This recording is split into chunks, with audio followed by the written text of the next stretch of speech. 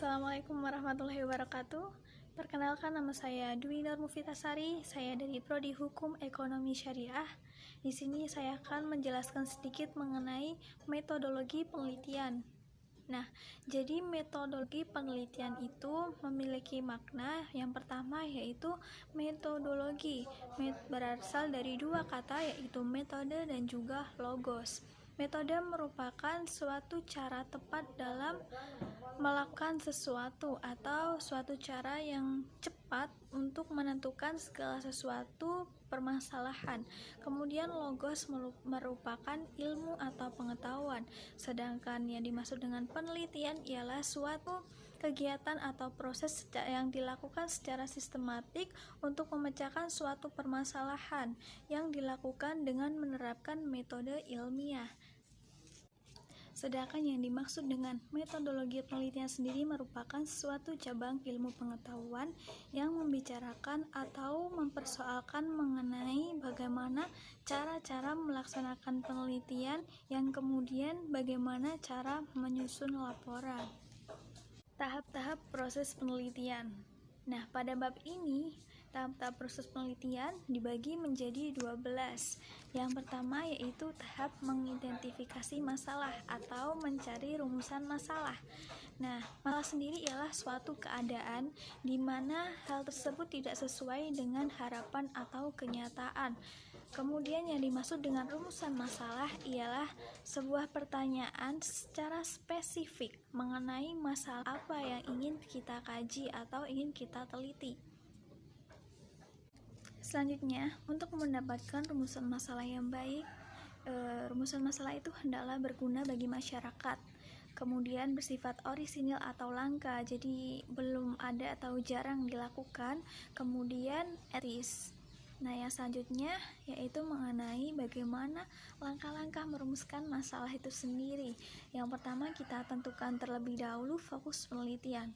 Yang kedua yaitu mencari subfokus atau hubungan antara fokus penelitian dengan penelitian yang akan kita lakukan.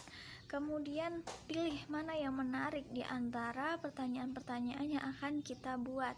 Kemudian kaitkan secara logis antara faktor subfokus dengan fokus tadi. Yang kedua yaitu membuat hipotesa atau jawaban sementara dari persoalan yang tadi kita teliti. Nah, dikatakan sementara dikarenakan baru berdasarkan faktor atau fakta-fakta empiris yang dapat kita tarik dari pengumpulan data. Tahapan yang ketiga yaitu mengenai kajian pustaka atau studi literatur. Biasanya kajian pustaka ini berupa perbandingan antara penelitian terdahulu dengan penelitian yang akan kita lakukan. Nah, hal ini dilakukan untuk memperoleh landasan teori mengenai masalah yang hendak diteliti. Tahapan yang selanjutnya yaitu menamai variabel. Jadi dalam penelitian itu terdapat 5 macam variabel penelitian. Yang pertama yaitu variabel independen atau bebas. Hal ini berhubungan dengan sebab perubahan. Kemudian ada variabel dependen atau terikat. Hal ini berhubungan dengan akibat dari variabel bebas tadi. Kemudian ada 3 variabel moderator, dapat memperkuat atau memperlemah antara variabel independen dengan variabel dependen. Yang keempat yaitu variabel interventing, yakni penyela antara variabel independen dengan variabel dependen. Kemudian yang kelima yaitu variabel kontrol, yakni membandingkan antara variabel independen dengan variabel dependen. Tahap-tahap penelitian yang selanjutnya yaitu yang kelima, membuat definisi operasional. Yang keenam, memanipulasi dan mengontrol variabel. Yang ketujuh, menyusun desain penelitian. Yang kedelapan, mengidentifikasi alat observasi dan pengukuran. Yang kesembilan, membuat kuesioner jadwal interview. Yang selanjutnya ke-10 yaitu melakukan analisa statistik. Setelah dilakukan analisa statistik, hal ini juga dapat dilakukan dengan menggunakan komputer. Kemudian yang terakhir yaitu menulis laporan hasil penelitian. Selanjutnya terkait tujuan dari penelitian. Nah, tujuan penelitian sendiri yang pertama yaitu menemukan pengetahuan baru, yang kedua yaitu mengembangkan pengetahuan, yang ketiga yaitu menguji teori yang sudah ada. Yang selanjutnya yaitu paradigma penelitian, dibagi menjadi 3 elemen yaitu epistemologi, ontologi, dan metodologi. Nah, dalam epistemologi ini membahas tentang pertanyaan mendasar terkait bagaimana hubungan peneliti dengan pengetahuan. Kemudian ontologi ini pertanyaan mendasar terkait realitas. Kemudian metodologi pertanyaan mendasar terkait bagaimana cara memperoleh pengetahuan. Paradigma dalam penelitian dibagi menjadi 2 kelompok. Yang pertama yaitu pendekatan kualitatif dan pendekatan kuantitatif.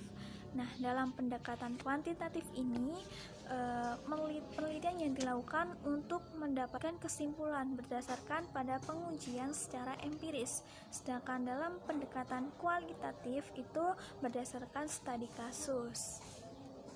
Kemudian terkait perbedaan masalah dalam penelitian. Nah, dalam penelitian kuantitatif, masalah lebih bersifat spesifik.